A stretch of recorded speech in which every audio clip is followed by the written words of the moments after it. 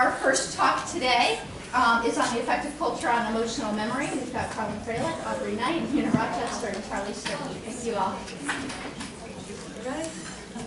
Hey guys, like she said, I'm Carlyn. This is Aubrey, Nina, and Charlee.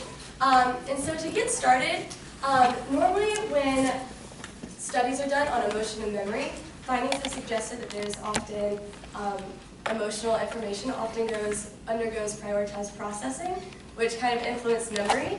However, memory is not, for the emotional information, is not enhanced across all aspects. So there's this phenomenon known as the emotion-induced memory trade-off, which basically says that the person will have an enhancement in memory for the emotional information, and then the background or the peripheral information is often forgotten.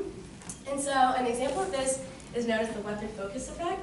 So I want you guys to imagine you're a store clerk, and someone comes in your store, and they hold a gun, and they proceed to rob you. And so based on this memory trade-off and the weapon focus effect, what it's basically saying is that your memory is going to be enhanced for the emotional aspect, or the gun, and then the background information is going to be less likely to be remembered, which is important because that would include who is holding the gun. And so that kind of influences like eyewitness testimony and how emotion and memory can be used in the courtroom. And so similarly in the lab, how this is tested is a scene like this will be shown. And so you would have a snake in the woods, and let's say you would compare it to having a chipmunk in the woods, which is pretty neutral. And so if you look at the graph for these findings, on the y-axis you have the items recognized and the percentage correct.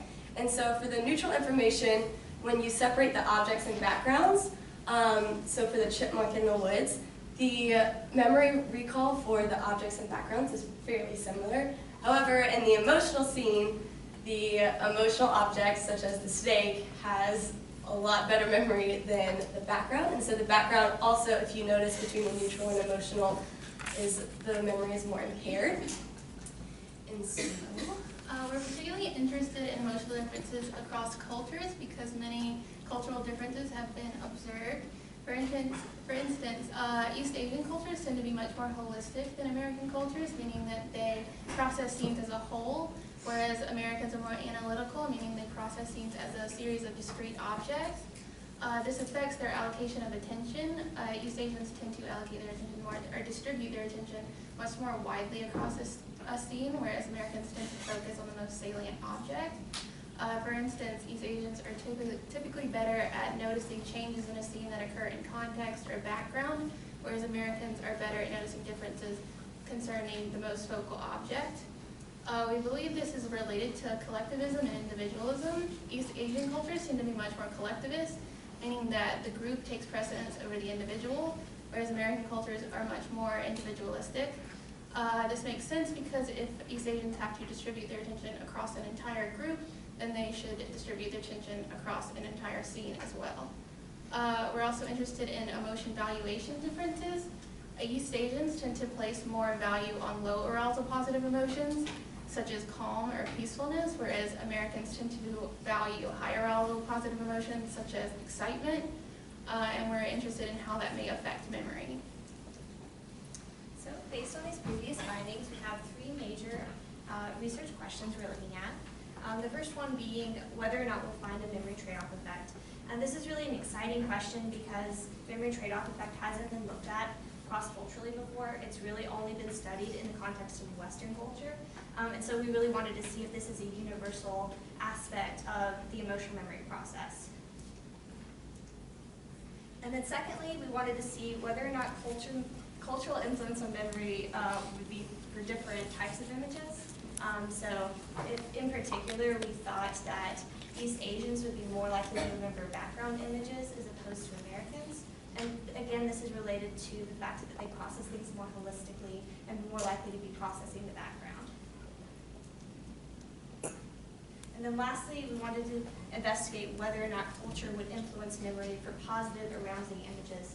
In particular, we wanted to see whether Americans would have better memory for high arousing positive stimuli. Again, we think this might be related to the fact that they value arousing stimuli more than East Asians, and that would translate first to attention and then to memory benefits. So we looked at this with 60 Wofford and Brandeis undergraduate students, as well as some young adults from the community, 40 Americans, Americans and 20 East Asians. And currently Brandeis is running more East Asians, so hopefully that number will continue to grow. So procedurally, participants were shown 60 composite images, of which 20 positive, 20 negative, and 20 neutral objects were digitally placed on neutrally rated backgrounds during a pilot study. All composite images tested for cross-cultural familiarity using Mechanical Turk.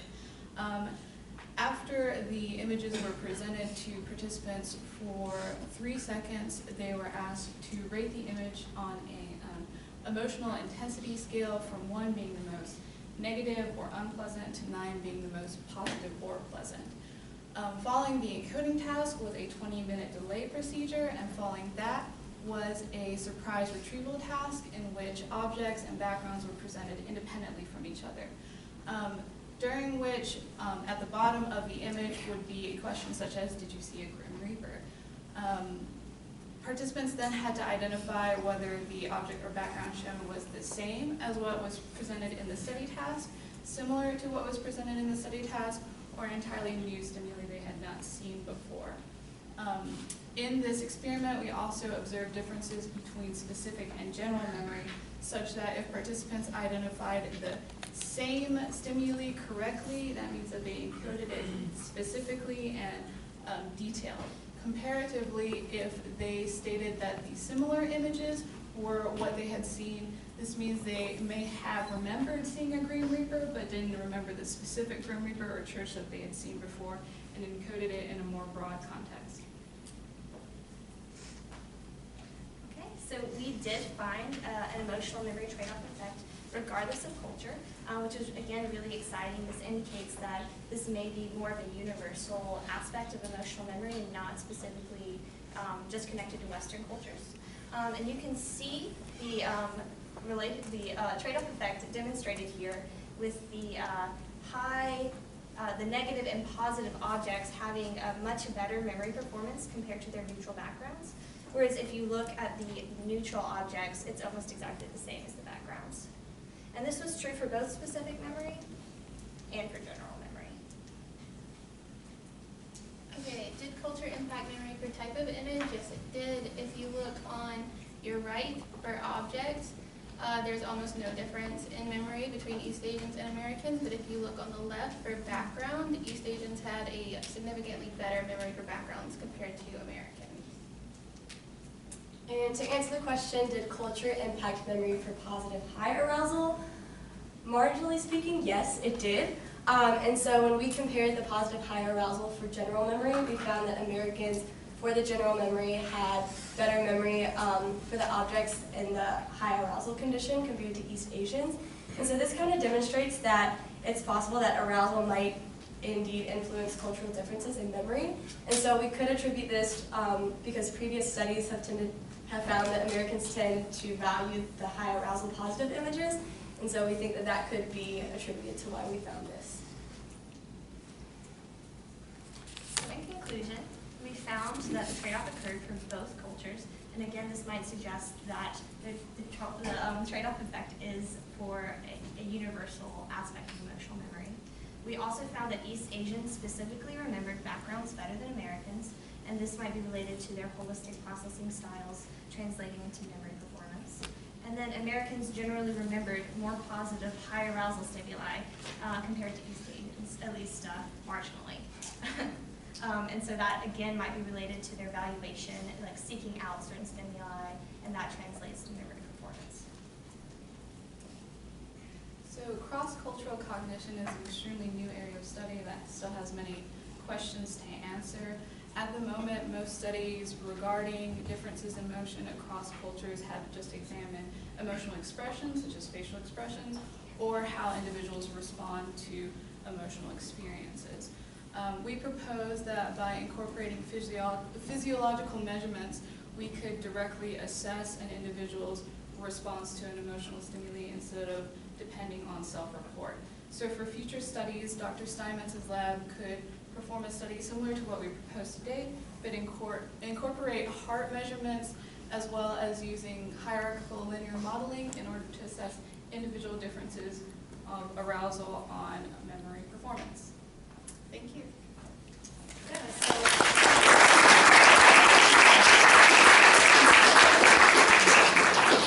Any questions, Dr. Walker? How did you define American and how did you define East Asian? That is a great question, for sure. I figured you had the answer. We had, for Americans, they had to have lived in the United States for the majority of their life and lived outside of the country for only 2 years. And then for East Asians, we looked for people who had only lived outside of their native country for 5 years or less. And they all had to be fluent in English. Any other questions? Yes. In light of what you said about the weapon focus Yes. effect, imagine you were an eyewitness expert and you had to explain to a jury why a witness would say, "I'd never forget that face. I saw that face, I recognized this person, I identified this person, and I would never forget that face." What's something that you would say to the jury if you were an expert based on what you now know that would counter that? There's a lot of controversy over the weapon focus effect and whether it should be used.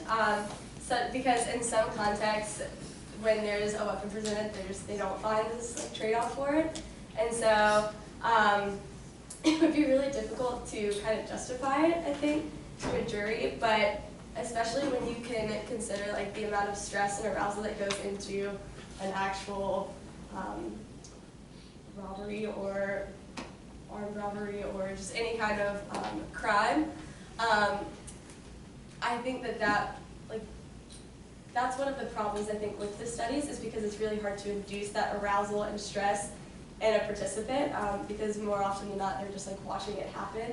And so a lot of the studies that I have read, it's kind of been inconclusive about what necessarily to say because it's lacking all of the physiological arousal. So I don't know. I think a lot of work can be done in that field. Thank you so much.